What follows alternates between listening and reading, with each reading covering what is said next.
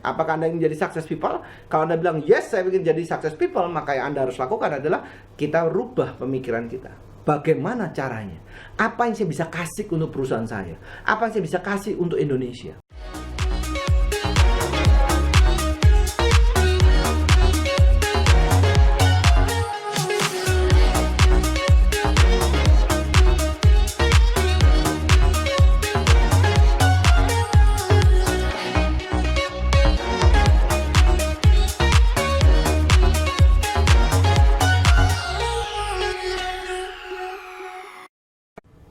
Halo Success People, ketemu sama saya lagi Hendro Limanto dari Sekolah Bisnis XYZ.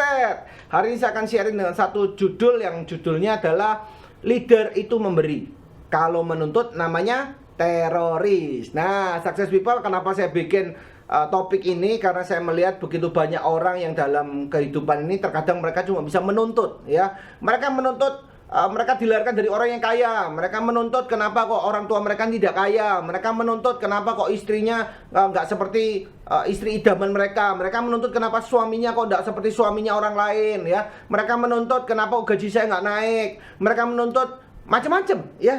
Sering sekali anak menuntut orang tua, kenapa nggak dibelikan mainan dan sebagainya. Kenapa kok hari ini tidak dibelikan mobil mewah seperti temannya dan sebagainya. Nah dalam kehidupan ini sering sekali orang yang kita melihat adalah orang tuh menuntut. Nah sedangkan kita harus tahu kalau kita ingin menjadi success people, kita tidak boleh menuntut. Yang kita lakukan adalah kita memberi, ya. Karena success people itu memberi, bukan menuntut, ya. Kalau kita menuntut itu bentuk dari desperate, bentuk dari keputusasaan, ya. Kenapa hari ini saya meminta uang misalkan? Karena saya nggak punya uang dan saya nggak tahu gimana caranya saya cari uang. Dan itu dibenarkan dengan banyak alasan-alasan yang lain, itu membenarkan faktanya dia. Karena saya masih kecil, karena saya nggak pintar ngomong, karena saya nggak punya teman, karena saya nggak punya pengalaman dan sebagainya. Sedangkan ada orang-orang di luaran sana yang di usia yang sama seperti Anda, berapapun usia Anda, mungkin mereka sudah bisa untuk mendapatkan uang sendiri. Mereka kreatif hari ini, bagaimana cara mereka bisa mendapatkan uang dan sebagainya. Jadi kenapa orang itu menuntut? Karena mereka merasa desperate. Karena mereka hari ini tidak merasa ada jalan keluar. Mungkin mereka malas buat berubah. Jadi hari ini kalau kita cuma bisa menuntut itu satu hal yang karena bentuk dari keputusasaan kita.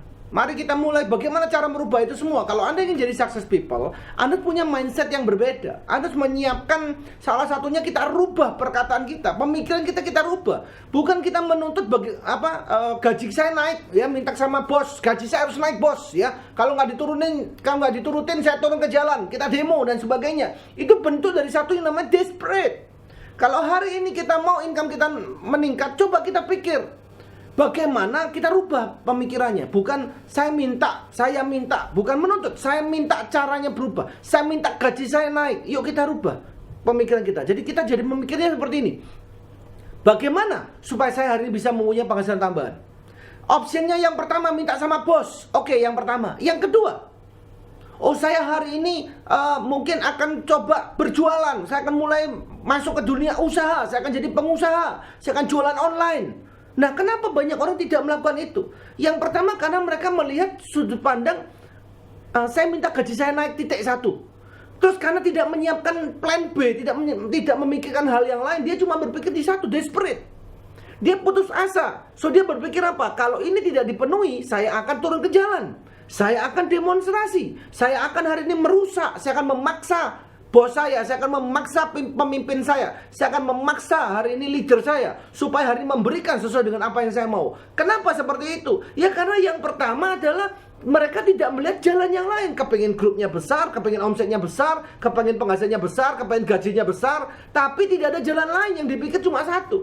Nah mari kita merubah mindset kita ini. Kita jangan jadi satu orang yang putus asa. Kita jadi berpikir satu, bagaimana caranya? Jadi dirubah perkataannya. Bagaimana caranya income saya menjadi lebih besar? Bagaimana caranya hari ini grup saya jadi lebih besar? Gimana caranya? Maka akan muncul pilihan-pilihan berikutnya. Oh, saya hari ini harus terjun sebagai pengusaha online. Oh, hari ini saya akan ikut training-training online di YouTube. Oh, hari ini saya akan mulai jadi dropshipper. Oh, saya akan mulai mencari barang-barang bagus apa yang bisa dijual. Nah, tetapi kenapa orang-orang tidak melakukan itu? Yang pertama karena dia tidak tahu ada cara yang lain untuk menghasilkan uang atau untuk mewujudkan apa yang mereka mau, atau ambisi mereka apa yang mereka mau wujudkan.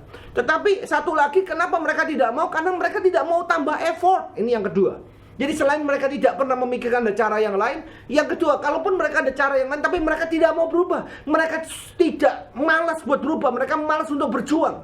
Kenapa? Karena kalau hari ini saya kerja gajinya anggaplah sekian, ya. Hari ini saya mau minta gaji naik 10%, misalkan kita minta gaji naik 10%, tapi hari ini nggak bisa. Apa yang terjadi? Pengancaman yang terjadi. Nah, ini bentuk dari keputusasaan.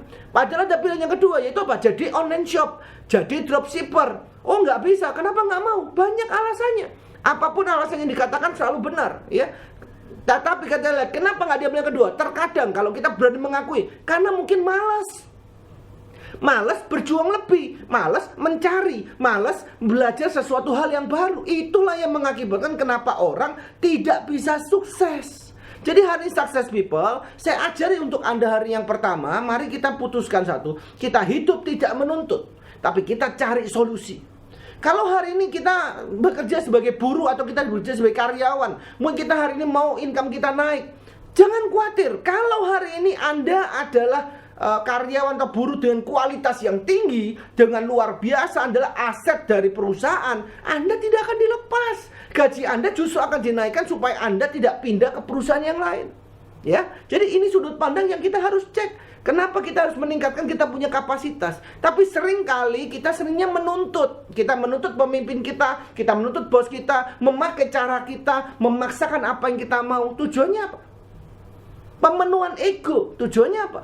Desperate, tujuannya apa? Nah, mari kita pikirkan caranya. Pak, saya ada ide nih Pak, sangat bagus Pak. Oke, bagus. Kalau Anda punya ide, kerjakan ide Anda.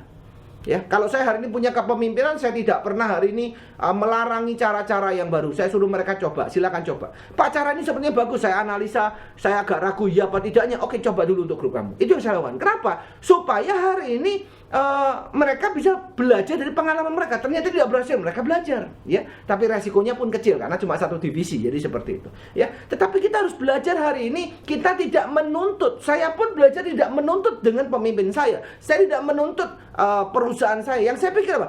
Bagaimana caranya? Jadi kita tidak perlu jadi orang yang penuntut, tapi kita berpikir bagaimana caranya. Bagaimana caranya saya punya omset yang besar? Oh, pemimpin saya nggak pernah turun, nggak pernah, guru saya, mentor saya nggak pernah turun bantuin saya. Misalkan seperti itu. Kita nuntut, iya, lu harus turun dong. Kan kamu pemimpin saya, kamu kan mentor saya, lu harus turun dong, ya. Tetapi kalau ini kita menuntut, artinya apa? Kita teroris, karena teroris selalu meminta tuntutan. Kalau Anda seorang leader, Anda tidak akan menuntut. Anda pikir, oke, mentor saya nggak bisa, it's okay, no problem. Saya sekarang harus bisa. Bagaimana caranya? Nah, itu.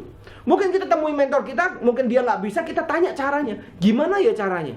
Kalau beliau nggak ada waktu untuk turun ke grup marketing Anda misalkan, so Anda jadi berpikir bagaimana caranya saya bisa turun.